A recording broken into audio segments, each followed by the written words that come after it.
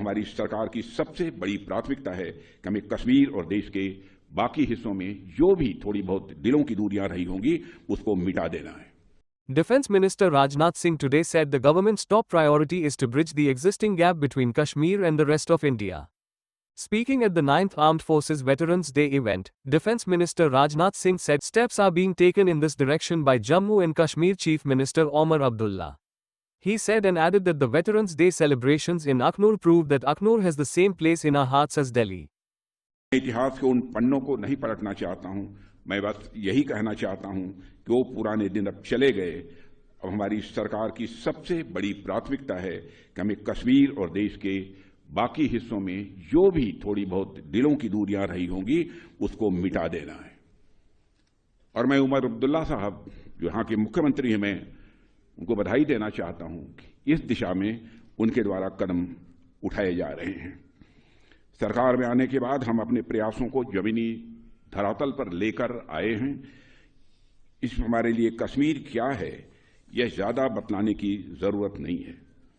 अखनूर में veteran day का मनाया जाना इस बात को साबित करता है कि हमारे दिल में जो स्थान दिल्ली का है वही स्थान अखनूर का है, वही स्थान यह कश्मीर का है। Rajnath Singh also recalled the 1965 India-Pakistan War, saying, the war between India and Pakistan was fought in Akhnur in 1965.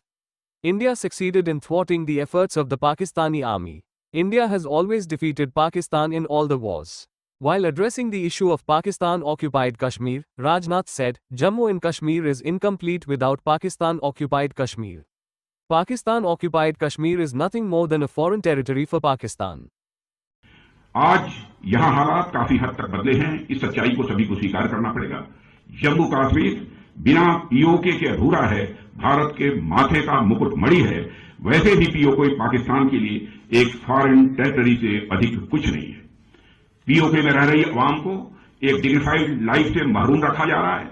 उन्हें मजहब के नाम पर हिंदुस्तान के खिलाफ बरगलाने और उकसाने की कोशिश पाकिस्तान के हुक्मरानों द्वारा यह बराबर की जा रही है। हाल ही में पीओके के इल्लीगल वजीर आजम अनवारुल हक ने हिंदुस्तान के खिलाफ जो जहर उगला है वह पाकिस्तान की ही साजिश का हिस्सा है। पीओके के वजीर आजम अनवारुल हक जो आज कह रहे हैं वही भारत विरोधी एजेंडा पाकिस्तान के हुक्मरानों ने जनरल जियाउल हक के जमाने से चलाया हुआ है। पीओके की जमीन का इस्तेमाल आतंकवाद का खतरनाक कारोबार चलाने में किया जा रहा है।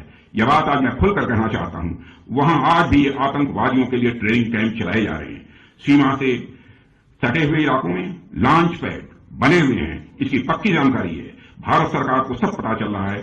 पाकिस्तान को इनको खत्म करना ही होगा, नहीं तो डाट डाट डाट।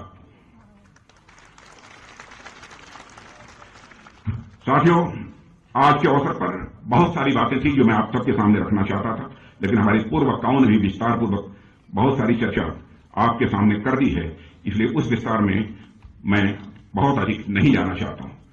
अपनी बात को और आगे न बढ़ाते हुए यहीं पर एक बार पुनः आप सब वेटरन्स जो यहां पर मौजूद हैं, हमारी जो वीर नारियां यहां पर मौजूद हैं और सारे भारत के जो हमारे वेटरन्स और वही वेटरन्स जो दुनिया के दूसरे देशों में भी रहते हैं, वहां भी कामकाज कर रहे हैं, उनको और उनके परिवार के प्रति हृदय से सम्मान की अभिव्यक्त करते हुए और मकर संक्रांति 9 वर्ष की पुनः हार्दिक शुभकामनाएं देते हुए अपना निवेदन यहीं समाप्त करता हूं।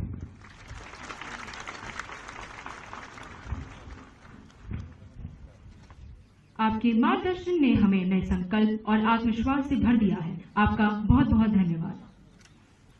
कृतज्ञता ही सच्ची विनम्रता है।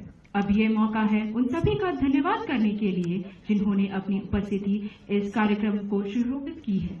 इसके लिए मैं बुलाना चाहूंगी ब्रिगेडियर गुरमीत सिंह शान, रिटायर्ड सेक्रेटरी राज्य